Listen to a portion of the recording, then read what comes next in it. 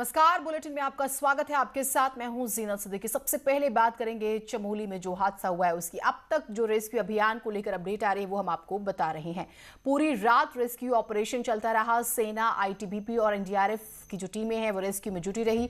8 शव बरामद हो चुके हैं। रेस्क्यू ऑपरेशन में सेना की 2 टीमें भी लगी हुई हैं। सेना के 2 हेलीकॉप्टर इस मिशन में जुटे हुए हैं। 6 अधिकारी, 250 जवान, एक मेडिकल टीम। दूसरी टनल में अभी भी 30 लोग फंसे हुए हैं। धौलीगंगा और अलकनंदा तक पहुंचा है मलबा। धौलीगंगा के पास डैम टूटा हुआ है। Rishiganga hydro electric power dam भी टूट गया। 170 लोगों के लापता होने की आशंका है जो काम कर रहे थे। यहां तक कि जो निचले इलाकों में गांव वाले थे, अगर हम प्रत्यक्षदर्शियों की माने तो वो भी कई मिसिंग हैं। रेस्क्यू ऑपरेशन चल रहा है। सेंटर, स्टेट दोनों मिलकर कोशिश में यही कि लोगों को ज्यादा से ज्यादा बचाया जा सके और तेजी के साथ।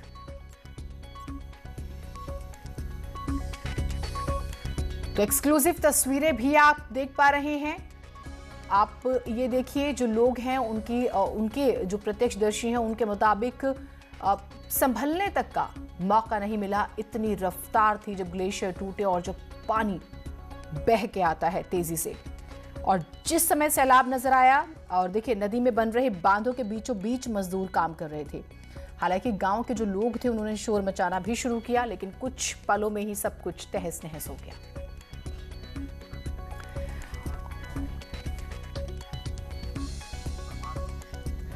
और न्यूज 18 के संवाददाता हर अपडेट के साथ मौजूद हैं। प्रभात हमारे साथ फिलहाल जुड़े हुए हैं। प्रभात, अभी की ताजा तस्वीर क्या है?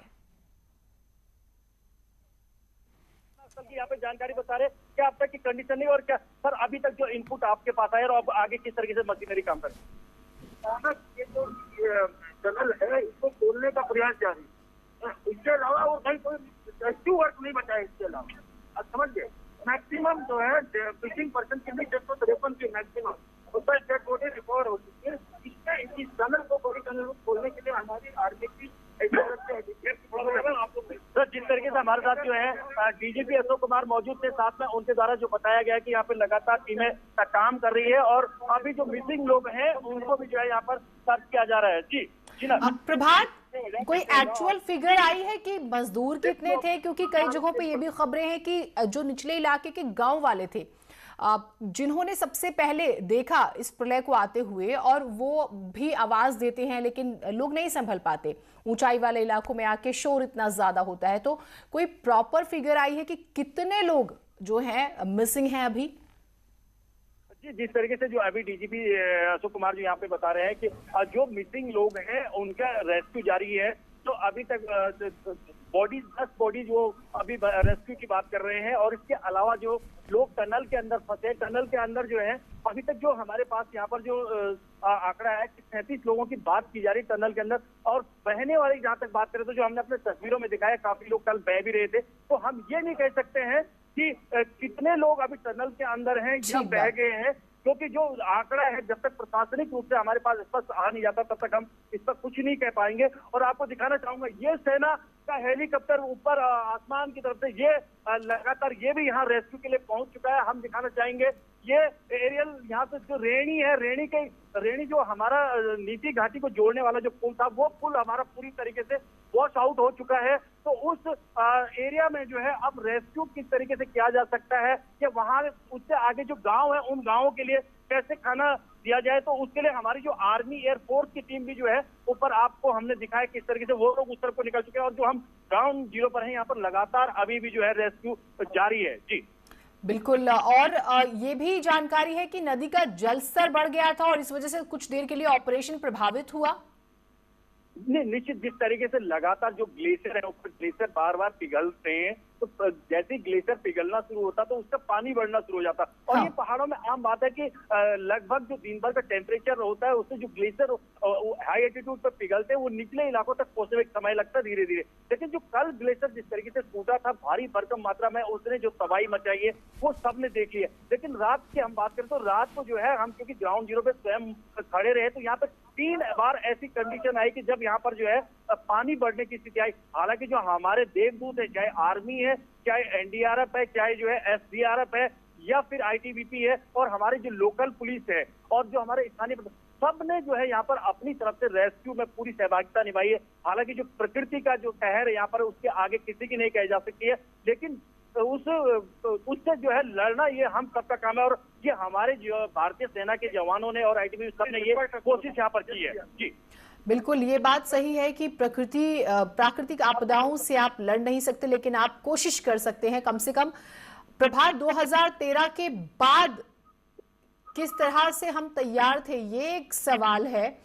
एक और बड़ी बात आई सामने कि हेड कांस्टेबल और एक कांस्टेबल भी घटना के बाद से लापता है। कोई जानकारी मिली है इस बारे में? जो रेणी पावर प्रोजेक्ट जहां पर था, वहां पर जो सुरक्षा में जो वहां पर सिक्योरिटी में जो हमारे पुलिस के जवान थे, उसमें हमारे 2 जवान लापता है।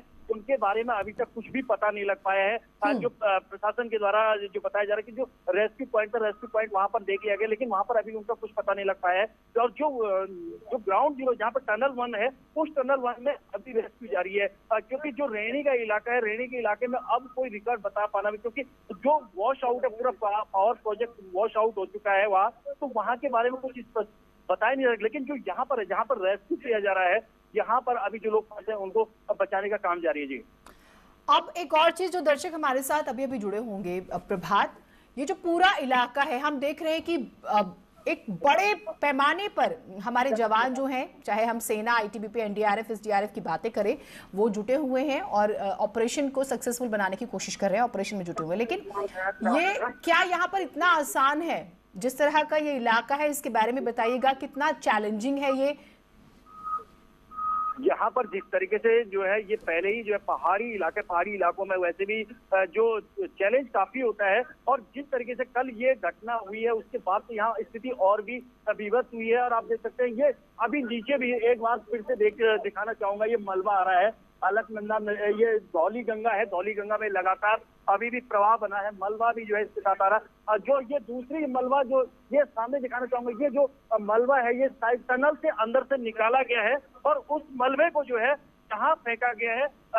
अभी लगातार यहाँ हम दिखाना चाहेंगे किस तरीके से रेस्क्यू किया जा रहा है। और अभी जहाँ तक बात करें टनल की, तो टनल के अंदर लगातार आईटीबीपी, आर्मी, सेना के जवान मौजूद हैं जो कि रेस्क्यू में जुटे हुए हैं। जी बिल्कुल, आप रहिए हमारे साथ। कुछ बड़ी बातें हैं वो भी अपने दर्शकों को बता दें। देखिए, ऑपरेशन चल रहा है, जो लोग फंसे हैं उन्हें बचाने की कोशिश हो रही है। मेरे पास जी एसपी चमोली भी हमारे साथ बात कीजिए। एसपी सर, क्या अब तक हमारे पास इनपुट आ गया टोटल और कितने लोग हमारे जो सबसे दुखद एक बात की, हमारे पुलिस के भी 2 जवान लापता है, क्या वहाँ पर की कंडीशन है और अभी तक क्या है? देखिए, जो पुलिस के जवान लापता हुए थे वो जो रेहड़ी वाली हमारी साइड है, और जैसा आपने कल देखा होगा वो बिल्कुल वॉश आउट हुई, और लगभग वहाँ पर जो अभी तक हमारी सूचना के हिसाब से 32 से 35 लोग मिसिंग है, जिसमें 5 शायद सिविलियन भी है। और जो ये तपोवन वाली साइड है, आप हम अभी खड़े हैं, यहाँ पर ये जो मेन टनल के अंदर बताया जा रहा है 35 से 40 लोगों के फंसे होने की संभावना है। और कल से अपना हमारे Uttarakhand police, ITBP, army, SDRF सभी लोग इसको खोलने के लिए लगे हुए हैं। जैसे ही खुलेगा फिर पता चलेगा एग्जैक्ट फिगर। सर, अभी तक हमने कितने लोगों को रेस्क्यू किया गया है जो घायल हैं या फिर जो शव हमने बरामद किए हैं? देखिए, 12 लोग को जो कल जो एडिट टनल में थे, उनको 12 लोगों को जिंदा रेस्क्यू किया गया है। इसके अलावा जो अभी तक 10 जो ऑफिशियल जो फिगर है वो 10 डेड बॉडी अभी तक मिल चुकी है। और जो स्टार्टिंग में जब पुलिस और एसडीआरएफ पहुंची थी, तो 4-5 लोग जो कीचड़ में दबे थे उनको भी निकाला। सर, जिस तरीके से कुछ लोग बहे हैं, तो क्या किस तरीके से दिशा निर्देश दिए गए अगले पॉइंटों पे कि ताकि जो बहने वाले लोग हैं, जो शव मिल रहे हैं, उनको भी जो है रेस्क्यू किया जाए? देखिए, इसमें जैसे आपको पता है डीसी सर भी यहाँ पे आए हुए हैं और उन्होंने निर्देश दिए हैं कि जो श्रीनगर से लेके हमारे यहाँ तक जोशीमठ तक, इसको सेक्टर वाइज बना के एसडीआरएफ की टीमें नदी के किनारे देखते हुए आएंगी और संबंधित थाना चौकी के माध्यम से उनको जो है निकाल के और उनका फिर जो भी औपचारिकता करनी है। तो ये थे हमारे साथ एसपी चमोली यशवंत चौहान, जो कि बता रहे हैं कि अभी भी लगातार यहाँ पर रेस्क्यू जारी है। और जो टनल के अंदर फंसे हुए लोग हैं, जिस तरीके से 35 से 40 लोग की बात यहाँ पर आ रही है, हालांकि 37 लोगों का एक आंकड़ा आया है, लेकिन ये आंकड़ा घट भी सकता है, बढ़ भी सकता है, क्योंकि कई लोग बहे हैं तो लोग बहे, उसके बाद ये नहीं कह सकते कि अंदर टनल के अंदर कितने लोग हैं। हालांकि प्रशासन की जो टीम है लगातार यहाँ पर मॉनिटरिंग कर रही है। बड़ी बात यह है कि मरने वालों की संख्या 10 हो गई है। यशवंत सिंह चौहान एसपी चमोली को आपने सुना, प्रभात ने उनसे बात की और उन्होंने इस बात का जिक्र किया कि मरने वालों का आंकड़ा 10 हो गया है। अभी तक 8 की जानकारी थी। संभावनाएं, हम ये नहीं कहते कि आंकड़ा बढ़े, कोशिश यही हो रही कि आंकड़ा जो है वो ना बढ़े। प्रभात, ये परिवारों के लिए थोड़ी दर्द भरी बात। निश्चित ही जिस तरीके से जो अभी एसपी चमोली का कहना है कि 10 शव बरामद कर लिए गए हैं, तो जो मृतकों की संख्या है वो आधिकारिक रूप से अब 10 हो चुकी है।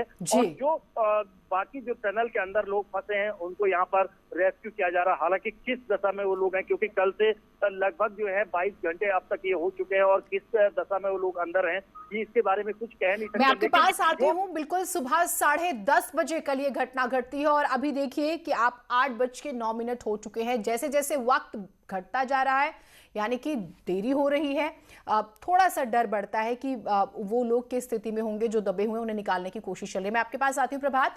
जोशीमठ से करीब 25 किलोमीटर दूर पैंग गांव में फटे ग्लेशियर में हुए नुकसान के बाद से रेस्क्यू ऑपरेशन लगातार जारी है। रात भर चले रेस्क्यू ऑपरेशन के बाद सुबह भी आईटीबीपी के जवानों की बात करें तो नई ऊर्जा के साथ वो रेस्क्यू ऑपरेशन करते नजर आते हैं। मौजूदा क्या स्थिति है, इसका जायजा लिया हमारे सहयोगी दीपक बिष्ट ने। रेस्क्यू चल रहा है यहाँ पे, और कितने लोग अभी अंदर हैं? ये टनल जो है इसकी लेंथ 180 मीटर है, उसका ट्राई जंक्शन है। 150 मीटर तक अप्रोच हो गया, लास्ट का 30 मीटर बचा है और करीब 37 लोग 37 लोग अंदर बताए जा रहे हैं और थोड़ी देर में ये खुल जाएगा। क्या किसी अंदर कोई बात हो पाई है? ऐसी कोई बात नहीं हो पाई।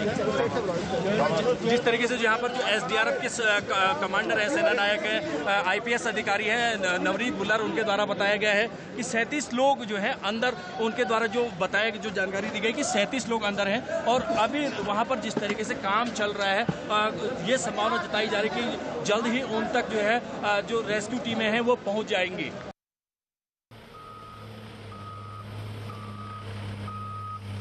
रही है कई बार रात को देखिए पानी बढ़ जाने की वजह से ऑपरेशन रुका भी है कई बार और फिर शुरू किया गया, लेकिन जवान किसी तरह की कोई कमी नहीं छोड़ रहे हैं। प्रभात हमारे साथ, हमारे सहयोगी लगातार जुड़े हुए हैं। प्रभात, यहाँ पर भी 35 लोग अभी फंसे हुए हैं और ये बात उतनी ही दुरुस्त है कि जैसे जैसे वक्त बढ़ रहा है एक डर भी बढ़ता है, क्योंकि जैसे आप जिक्र भी कर रहे थे और ये बात सही भी है कि 22 से 23 घंटे जो है, तकरीबन 22 घंटे हो चुके हैं और फिर इस तरह की स्थिति में रहना कोई बहुत आसान नहीं है।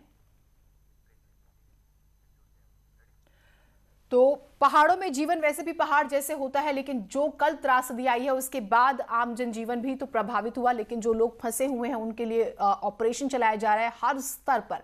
अपडेट्स आपको देते रहेंगे। एक छोटे से ब्रेक के लिए रुक रहे हैं, कहीं मत जाइएगा।